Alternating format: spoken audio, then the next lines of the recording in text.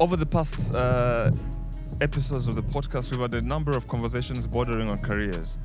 And today we're going to have one of those conversations. The difference with this one is it's got two aspects to it. There is the fun side, and then there's the more serious side. And all of these are embedded in one person. And that is our guest for today. Most of you do know him from the tax side, obviously.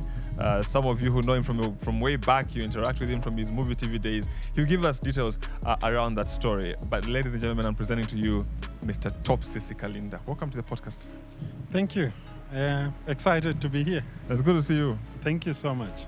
So, Topsy, tell us about your background first of all. Want to get to know you a bit, so that as we have the conversation, we feel like we know you.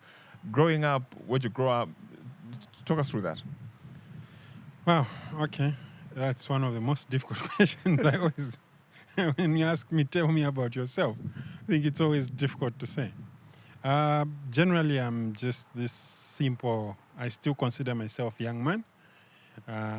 Grew up from a very humble background. Both my parents were primary school teachers, and my mom is still alive. My dad is late, and we were brought up in a big family of 11, and we grew up like that. And this is why I'm a serious advocate of numbers. I think I don't believe in having less numbers in a family. We need to have more children, and numbers will always grow the economy. Numbers will do miracles. Yeah, numbers. I mean, talk about China, for example, and Nigeria. Big economies. So now let's jump right into your career. How did you start?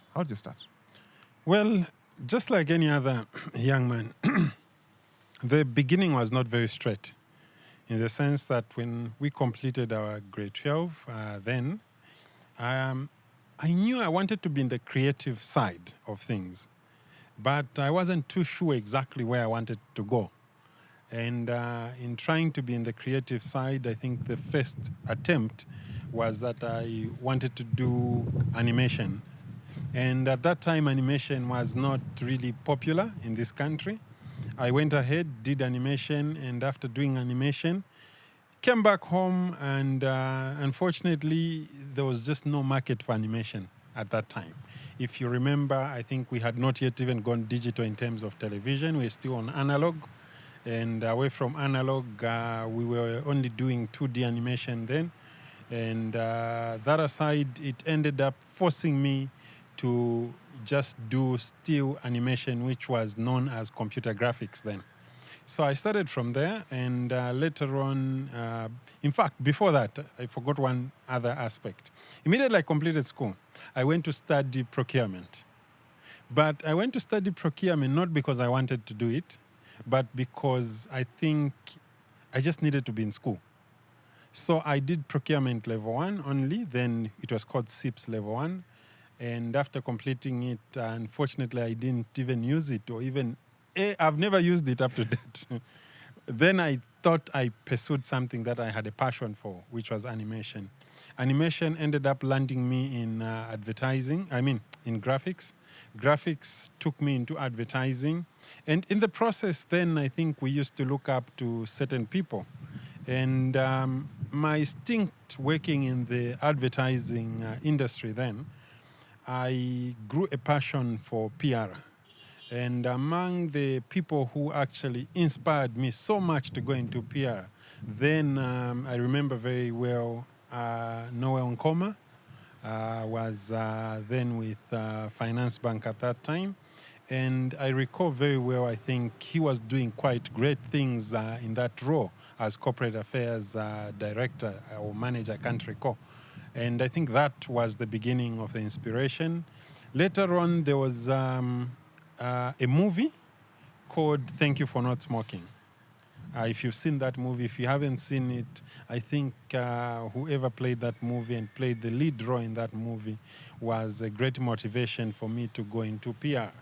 That aside, there was a third influence then. I think it was Emmanuel Mwamba, when he was a spokesperson for the late President Chiluba. And I think from there, I made a decision to say, I think I need to do PR.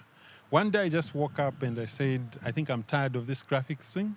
And that's how I quit my job. Went to study PR. And today I'm here. And the comedy? Well, the comedy also How started... did the comedy start? Like, how did you know you were funny? I never knew I was funny. What's funny is that when I was in secondary school at Kamala High School then, I was co-opted by my friends to join the drama club because it was kind of mandatory for every student to belong to a club. So then initially the library was considered to be some kind of a club. I wanted to go to the library to become a librarian at school then. And they had to conduct interviews and everything. And when I went for that interview, I remember very well, I had no tokens. I was disqualified on the fact that I had no tokens, therefore I could not become a librarian. Then I think the next point was, which other club can I join? I ended up, my friends took me to drama. And when I joined drama, then the late Jomwa Msinje Mwale was the patron, and he was our teacher taking us in literature, English, and art as well. I think I grew the passion for acting, and from there on, from acting, it was basically just acting. Then later on, we left school, continued a little bit on the acting side, and from the acting side, which I was doing as a hobby, one of my friends from Youth Alive then, John and Mary, two of them, were getting married. And when John approached me and said, I need your help, I'm marrying my friend, I thought it's the traditional thing, the same thing where he wants you to be in the committee, he wants you to run a few errands for him and everything. So that's how I agreed. We had some meetings and everything. I think as the meetings were going on, I could not really see my role where he wanted me until I think after having about 3 meetings or so, then the issue of the MC was touched. Then he says, the MC is actually here. That's why he's been coming. I think it was a shock for me. And really, I said, anyway, it's not a big deal. Let me do it. That was my first gig in my life to MC. I MC'd his wedding. I think just after MCing his wedding, 2 weeks later, I had a booking for a wedding. And that's where the journey begins. I think from then it was booking after booking, booking after booking. The next thing I wanted to attempt stage stand-up. And I must be very honest. I think of late it's been a little bit easy for the young comedians to get stage time in terms of stage, but those days it wasn't easy to get a slot. I really tried my best to get a slot. I couldn't get it, or being given a mic, I wasn't given. I kept working hard towards that, and I knew one day I would have the mic. Until one Chiweka Tebe decided to give me an opportunity one day. And after being given an opportunity, I did a few smaller shows with him. Then the next show I was doing a show with Annie Kansime from Uganda. I was doing a show with Pablo right here in Zambia. I think that must have been 2012 or 2013, somewhere there. After doing those shows with them, I think coincidentally the power of social media had a huge influence, I think, on my comedy career. The clip I performed at, where I was playing the role of a cop then, I actually started the role of a cop, and there are a number of my friends and other comedians who are now doing the cop.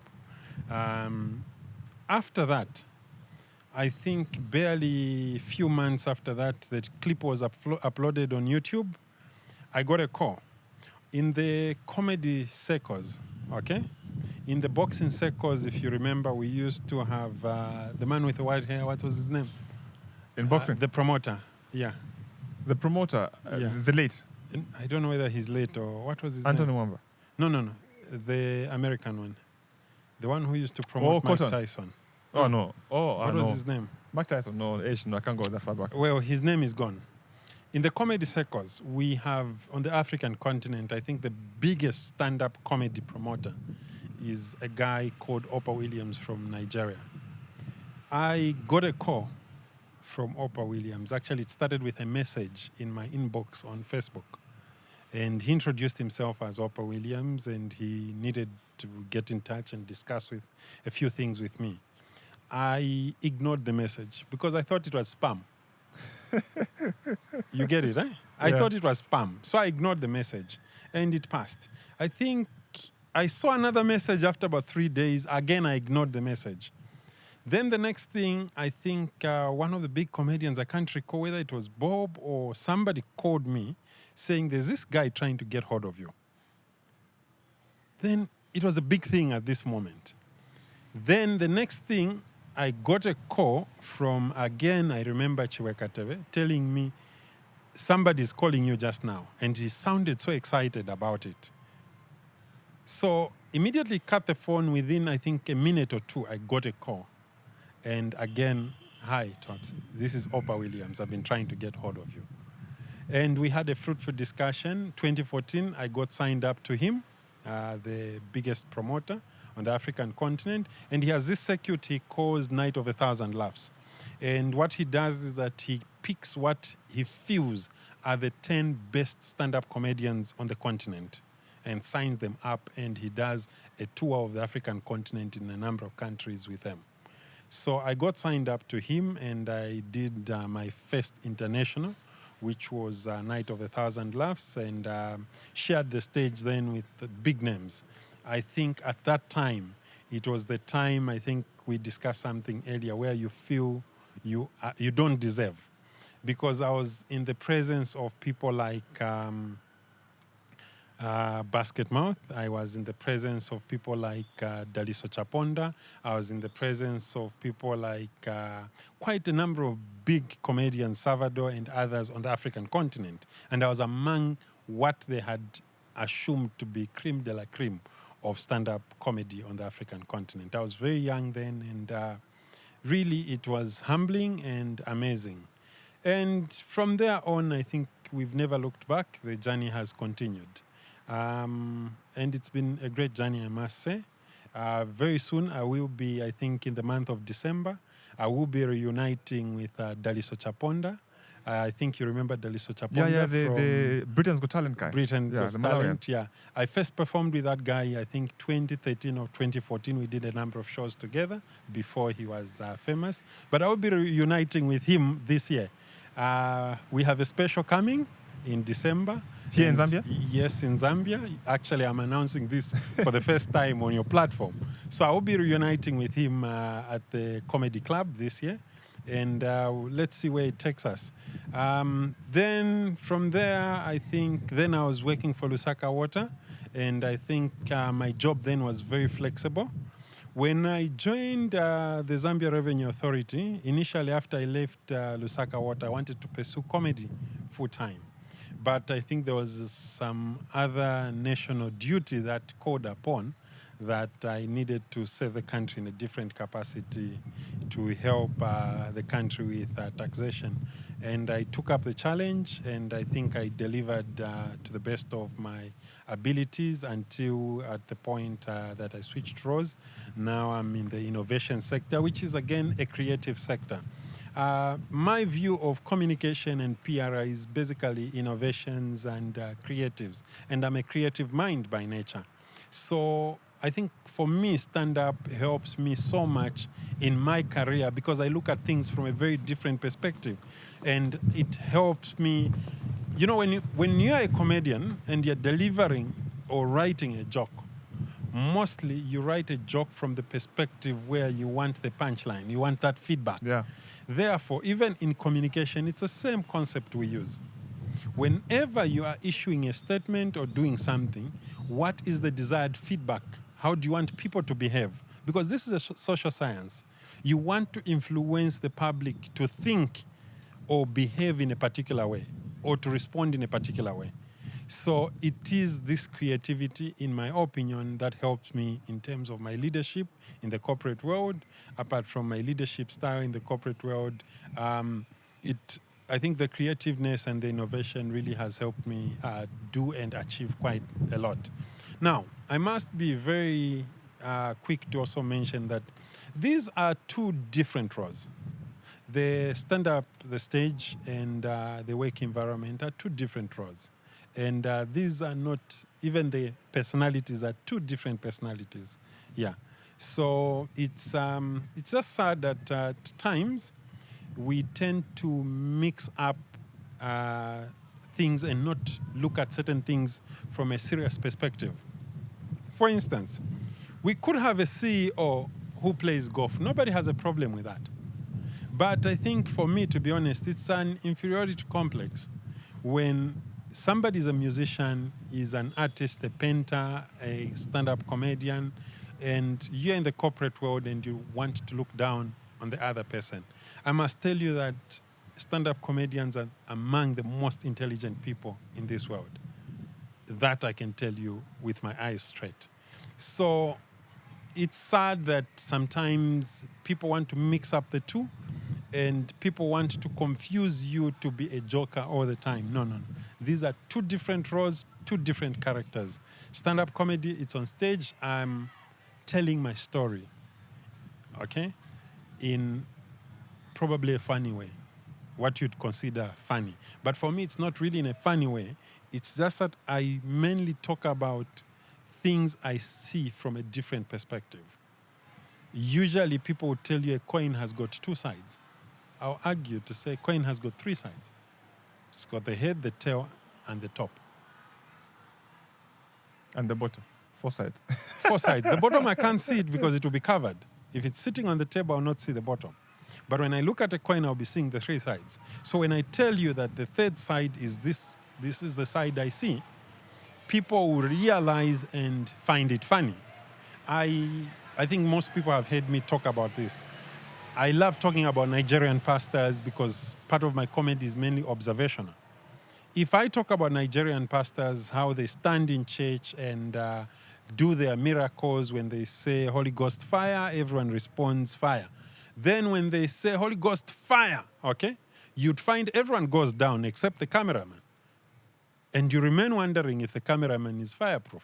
So it is at that point when you bring it out to them, then they start thinking to say, for real, every time the pastor throws out Fire. the energy, the fire, everyone really goes down. Why doesn't the cameraman go down? So it's not really a joke, but it's something I've observed. But people find it funny. So I tell my stories in a way that I make you realize that there's this that happens, but because we are so sequential in our approach to thinking and looking at things, it tends to think that that's a pattern, that's a normal pattern, until somebody makes you realize to say, in this pattern, there's something or there's a blind spot here. All right. So your comedy kicks off. So when the comedy kicks off and you get that call from the Nigerian gentleman, and this side also was your career already in motion? Which one started first? Like, where did it first break? Like, where did it first begin to progress? What I've done, I think what I do mostly, what I've observed with myself is that both of them have been moving at different paces, in the sense that usually when I pick on one, the other one goes in some kind of a pause. I'll tell you this. For the last, I think, 5 years or so, that I've been concentrating on my workload at the Zambia Revenue Authority in my past role as a spokesperson for the authority. It was quite busy. Unfortunately, I had kind of put stand-up comedy on hold. And basically, I'm thinking I've done my part in the corporate world, and I'm thinking whichever way it happens, when I'm done with the corporate world, I'll be back on stage to do my stand-up, because I think that's where my final resting place will be. Okay. Did you ever feel like the comedy was going so well, let me quit my job? Up to now, I feel like that. Because I'll be very honest, it pays well than the corporate world. It pays well. Locally, it doesn't. That's a fact. That's just the truth. Locally, it doesn't. My first gig, I think 2013 or 2012, somewhere there. My first international gig with Oprah Williams. I remember very well. I was paid, I think, slightly above 100,000 kwacha for an 8-minute appearance on stage. That was then. Today, an average cost, most comedians to travel from one country to another, it's about $10,000. That's for maybe a 10 minutes appearance. So imagine if you're having 4 or 5 shows in a month, it really pays well. And apart from that, it's also, you work at your own pace, you move at your own pace, and it's really an exciting area that at times to be very honest, I really get tempted to quit my job to go back to the stage. All right. Yeah. Let's now go into your career. But before we leave the comedy out completely, have you ever had a feeling or an experience where some people treat you a bit differently because they think you're just a comedian? Like even at the highest level of your role, like for example, when you're spokesperson, like you said, for ZRA, at a high level position, even now the job that you hold is still, big. Have you ever had that? Does that still happen? If at all it did happen, where there's 5, 10 people, you're also one of them. Maybe they treat the others differently because these are more serious. That one is a comedian. I think I've had that. But not mainly in the corporate world. I haven't really had it. But outside the corporate world, maybe you go and meet stakeholders somewhere in a particular community, and it works both positively and negatively, depending on the situation. In most cases, it has worked out positively. In a few instances, it has worked out negatively, but it's how you handle the situation. I remember one time traveled for a very important meeting into Livingstone, and I get there, and basically we were meeting at one of the hotels in the lobby. That's where I was supposed to meet these people. And in the lobby, I get there, I meet these people, and we're about to be ushered to the boardroom, and this guy just says, Topsy, posen po kamogai. I'm like, what? Kajok kamogai. So at times, you get such a... For me, basically, again, it takes us back. It's the inferiority complex. And basically, we'll respect your opinion, we'll look at you, and basically just smile at you and move on. Have you ever gotten an offer in the corporate world where they say, like, Topsy will give you this job, but the comedy has to go? I haven't had really... I've never had a problem with my comedy because when it comes to work, it's work. We deliver, I think. The biggest challenge I've also seen is that we tend to confuse stand-up comedians with jokers. I'm not a joker. I'm a stand-up comedian. A joker will not be serious. They'll crack joke on the streets. They'll do anything. But you'll never find a professional golfer playing golf on the streets. You understand what I mean? Yeah. When you're on the pitch, you're on the pitch. Off the pitch, it's off the pitch. When I'm on stage, I'm on stage. Off the stage, I'm not a comedian. All right. Talk to me about the transition from Lusaka Water. You went to ZRA, right? Yes. And that was a huge move for you. How did you get the job? Like, talk to me about the experience. When you received the news, like, did you also ignore it like the way you ignored Oprah Williams? Not really. How can I say it? It's one of those things where I remember I had applied for the job at the authority then, I think way back when it was advertised.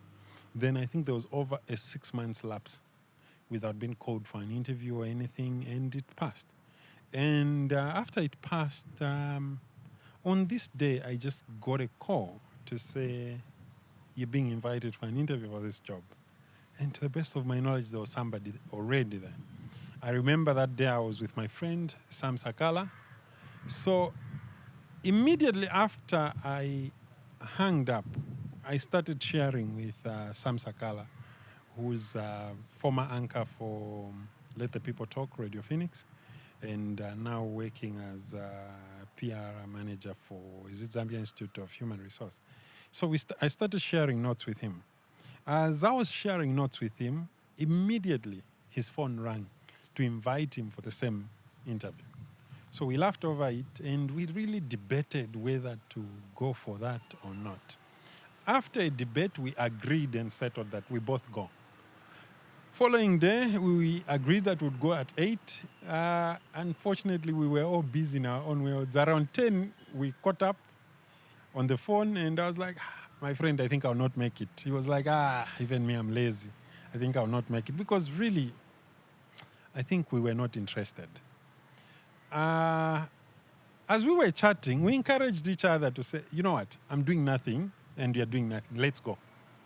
That's how Sam came to pick me up, and we actually went for that interview. So we got there around 10 when the interview had been called for 8.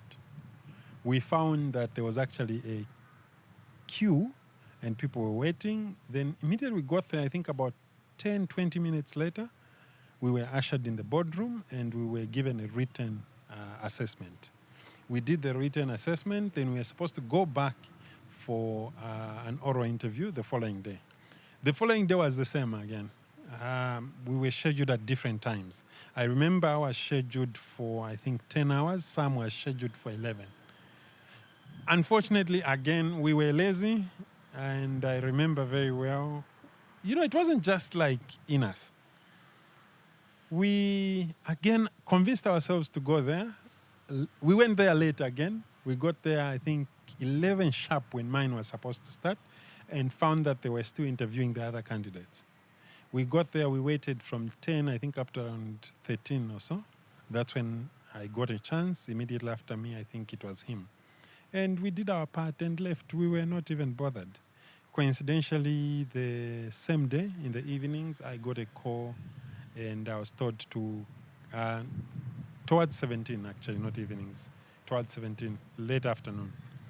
I got a call that I needed to pass through ZRA, so I thought maybe it's another round of interviews they want. Passed through there, and when I got there, I found a contract, same day. It was just like that. I knew no one. I was not related to anyone.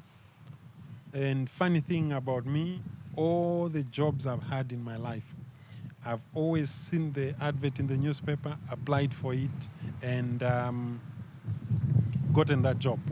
What pains me is this. I think this is to my colleagues and the young lads out there. I have seen people pushing for a job that they've not applied for. I think that is wrong. Even before you think of pushing, if you want to push, the first step of you getting any job is to apply.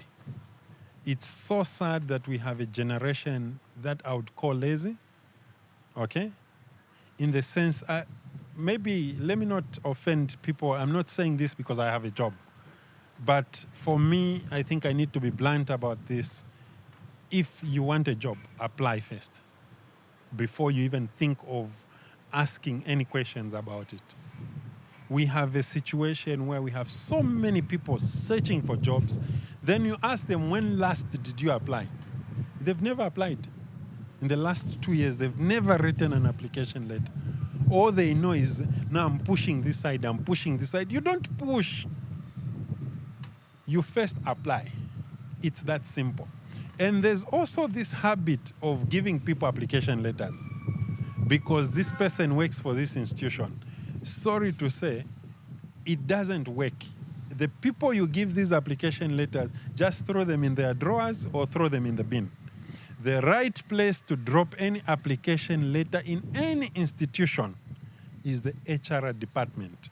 Not because you know somebody who's in finance, you go and drop it in finance. No, that is wrong. I'll be very blunt with you. I've seen this in the corporate world. I've seen it with my own eyes. To the youth out there, whenever there's a vacancy somewhere, apply to the HR. Do not give somebody who's not in HR that application, even if that person is your uncle. The right place to drop any application is in the HR department. That's where all applications go. But we have this couch, I don't know where it has come from. That's why I consider it as being lazy. Instead, you know where you're supposed to apply, but you end up taking the application to the wrong person. No, because I know that one is a relative to Chakuti. I think this is across the board. Most of these institutions, yes, we may have some institutions that have a bit of issues here and there in terms of employment, but I'll assure you, when it's your time, it's your time. But even if it's your time, you have not pushed in the application letter, you'll not get a job. What do you make of those that don't even apply in the first place for jobs because they're assuming they already have someone? They saw someone. They already have people. It's just a formality, and they hold back and they sit. It's a myth. It's a myth. I've been to other organizations where you've been invited to sit on the panel. You find that only 4 or 5 candidates applied for the job. How many jobs do you see in the paper that are saying re-advertised? They've been re-advertised because people didn't apply or the right people didn't apply. So there's this huge misconception that unless you know someone somewhere, that's when you can get a job. I'm not only speaking in terms of where I've worked before, but I've just seen this culture. It is very possible that you can get a job even if you don't know anyone anywhere. When God says it's your time, it is your time, as long as you have done your part. My next question is on relationships in the workplace. A lot of people struggle to get along with their peers. It's human nature, obviously, for one to want to be in a relationship where we get along. You know, we get along, you've got cordial relationships. But for most people, their work environments are toxic because they're constantly arguing, there's constant bickering, there's constant backbiting, reporting that one. And as a result, most people are stressed at work and they look forward to the weekend because it gives them time off work. People want to go on leave. They can't wait to get Mother's Day. They can't wait to get the day off. And they hate Monday because it takes them back to the same work environment that they do not like. And it reaches a point where now it's just about salary. You don't want to work. Any opportunity that comes, you want to leave. How have you managed to still stay in these work environments? Because like ZRA, for example, you've stayed there for a very long time. If you're not happy, you would have left. But you're still there, you know. How have you managed relationships in the workplace? Maybe I'm a believer of making the work environment a very conducive and nice place to be. Basically, for me as a leader, it's about building a team that helps you deliver. I think it's the responsibility of every leader to make sure that the environment in the space that they're working in is as conducive as possible. It's about having the emotional intelligence. It's about understanding your staff and knowing your staff. And once you understand them, you will know what excites them, what pisses them off, and all that. Then you build a team that will drive towards a common goal. And once you have a team that drives towards a common goal, trust me, the work environment becomes exciting. You even get to a point where you miss your colleagues at work when you're not in that environment. As a result, you need to build a team. And apart from building a team, we need to get to a point where we also, I think what also makes some environments like that, sometimes we tend to have this ZCCM mentality, that's what I call it, where supervisors, the team leaders, the bosses want to really be bossy over their employees. I think that's not the way to do it. You can still deliver and achieve more by being a great leader and not being a boss. A leader will understand his staff and he will actually attract people towards his direction and vision. Try to be a leader who inspires, a leader who wants people to be attracted to because you're doing great things, because you're leading by example, you're leading from both the front and behind. Don't be a leader who is unnecessarily pushy at ZCCM, the old ZCCM kind of leadership. That's what I call it, sorry for using that term. But try to be a leader that inspires. Once you inspire your team, you will not have problems in that team. I think, personally, this is how I feel. Whenever I have a team, for instance, whenever I have a team, I usually call them the national team because I sometimes feel, I don't know whether it's God who's just been gracious with me. I've always felt that I'm always given the best in this country to work with in terms of my teams. If you look at when I was heading PR, for instance, at the authority, I think we had a combination of one great guy, late Mwenya Mlenga, who was PR from UTH. We had Oliver, who had come from ZNBC. So it's like we had gotten the cream de la cream of PR and set up a national team. And that's how I always felt. And it was so easy to work with these guys. It was so exciting. It was fun. And we really had a lot of fun together. You've mentioned dealing with the toxic environment top to bottom as a leader. But talk to me about how do we manage that as peers now? Because all of us now we're juniors. How do I navigate that? I'm not in a position to influence, to lead, or to set direction. All of us at lateral level, we're followers. But there's bickering, there's what. How do you manage that? You know what causes all this? For the environment to be toxic, it means that either people have not bought into the vision or direction. It's either people have no work to do, or it's either there's something frustrating them. Therefore, by nature, we are humans. As a result, we tend to bring out these things in form of bickering and other things. But the issue is to break all these barriers as peers. Once we break the barriers as peers, have fun days, have all this team building in many ways. I'll tell you this for a fact. Have you seen institutions that will have a back to school day? Okay? Where they ask all employees to wear their school uniform. You know what that does, eh? What that does is that today Swilanji will come in a short, okay, at the office. And out of fun, we are going to laugh about how funny you look in that uniform. But at the end of the day, it's bringing cohesion and it's actually doing team building to the institution. But where the institution is so rigid, okay, to some of these, every person by nature requires playtime. Okay?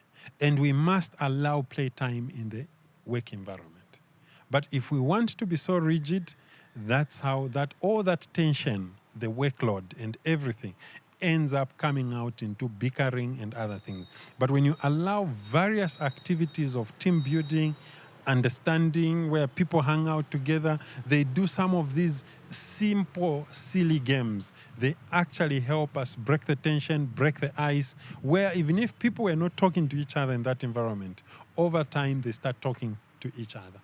They start complimenting each other. Oh, today is maybe Independence Day. All staff are asked to come in traditional attire. You will have an opportunity to compliment a friend to say, oh, your chitenge looks good. Your this looks good. At that time, it creates that bond. It creates a family. Then you're able to break the ice and really, instead of bickering and lying about each other, you'll be talking about how nice the chitenge is for a colleague. You get it? You'll be talking about positive things. And it's about the positive vibes, and those positive vibes bring great results. Let's now go further up in terms of managing relationships with supervisors. You had a supervisor who was basically the Commissioner General. And it's not small job. That's a very, very senior government position. How do you manage such relationships? Yours was at that level. Others maybe it's just a supervisor or a manager or what. How do you manage a relationship with your boss? Some people are friendly with their bosses, but then again, you have to draw a line and say, look, yes, we joke, we may laugh, but this is my boss. How do you manage a relationship with your boss that is cordial, but you avoid chibedeshi, like it's taking it too further? I think, again, it takes us back to the issue of emotional intelligence. It is every employee's or subordinate's role to understand the boss, to learn him or her, know what they like, what they don't like. And mostly, in most cases, once you are a go-getter, you never have problems with your boss. If you are child's play, you don't deliver your results, trust me, you always have problems with your boss. Because no boss or no supervisor would tolerate a person who's not able to deliver. Okay?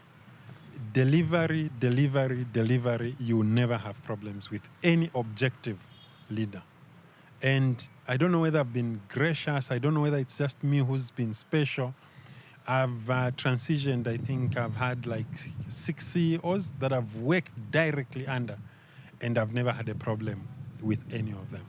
It's been a smooth ride with all of them. Yes, on 1 or 2 occasions, we will basically be on 2 different notes. He will be pissed or she will be pissed with something, and from there on, you will actually, they're just trying to bring you back to book, which is very normal. When you are in a work environment and everything is too rosy throughout, then there's a problem also. Once in a while, it is very normal for you to be on 2 different pages with your boss or with your subordinate. But it must be performance related. Once you get back to the level they want you to perform, you will notice everything goes down and you're back on track. Okay. If I take you back, early career, what are some mistakes that you made as a rookie, getting up the corporate ladder? I think one of the mistakes I made, but I was quick to learn, I think when I first became a manager, it meant that I needed to supervise people. Truth of the matter, I think I've seen myself grow in my career. And then I think I misunderstood the role of a manager or a supervisor. I think I was a little bit bossy at the beginning. I thought being a manager, you needed to bring out this serious face. You needed to distance yourself from your team. You needed to just give instructions, and when things are not done, you don't really need to give room. I think it was a learning curve for me. I think I made my own mistakes, and one of the difficult things when I look back, I had a few people who were very mature than me in my team, okay? And that was more than 10 years ago. I could see that at times when I push for a certain agenda, it wouldn't make sense to them. Probably maybe because I was still learning. And thank God they were gracious enough. They would not confront me in a brutal way. But I think I've had people that I've supervised personally who I still respect up to now. Where you push a certain agenda, they'll allow you to push the agenda in the meeting. After the meeting, they'll come back to you and tell you to say, oh, boss, I think this is what you suggested, and my view is that, yes, you are the boss, but my view is that I think you mishandled this. In future, why don't we handle this from this perspective? The way they've presented it to me, I think has helped me grow. And I think as I grew in my career, I understood that being a leader is not about pushing people. It's not about creating a face that you're the boss, but it's about making sure that your team wins. When your team wins, you win. Who gets the accolades at the end of the day when the team delivers? It's the supervisor. So you need to create a conducive environment to make your team win. If I give you all the resources and the tools, once I provide those tools, then you will be able to deliver. If I don't provide the tools, the resource, the motivation in you, then you will not be able to deliver. Then you lose, I lose. So it is the duty of the leader to provide what is missing. Therefore, ensure that if you're a supervisor, provide the tools, provide the motivation, provide the energy, provide everything. They win, you win. You've built relationships away from work. Relationships, obviously, in the PR, relationships also with people who are away from PR, basically a network. And this is something that most people want to do, because we are now in an environment where for you to get ahead, you need to build a strong network. You need to know people. In Zambia, they call it connections, and they think connections is corruption. And that's why most young people get it wrong, because you haven't built a network. So you don't have people calling you for opportunities. And so, no, there's this idea, because I feel like, yes, it's good to get a degree, you get a master's and whatnot, but the network you have makes it easier for you to get through certain doors. Not because it's corruption or whatnot, but because you know people and they know your capabilities and they understand your strengths and they know to say, for this, I think Topsy is the guy to do this very well. What mistakes have you seen that most young people make when it comes to relationships, where you know someone, you make it seem like it's a transactional relationship, favors and whatnot. What mistakes have you seen young people make when it comes to building relationships? Okay, maybe what I've seen, it's I haven't really observed much in terms of what mistakes they make. Maybe I'll just share what I do. Yeah. Then maybe they can look at it from their perspective, because I'm not really sure what they do, except that I've come across situations where somebody meets you on Facebook, okay? And when they meet you on Facebook, they send you a friend request, you accept the friend request, and they tend to mismanage the opportunity. And I think maybe those are the mistakes I've seen, where they mismanage the opportunity. Instead of them creating a network, okay, with me to probably, this is somebody who's probably just straight from college. We become friends on Facebook.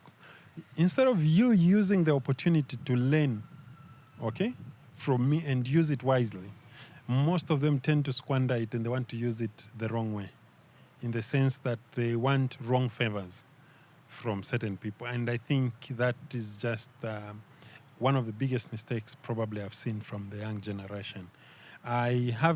For me, when I create a network with people I look up to, okay, I will not be pestering them.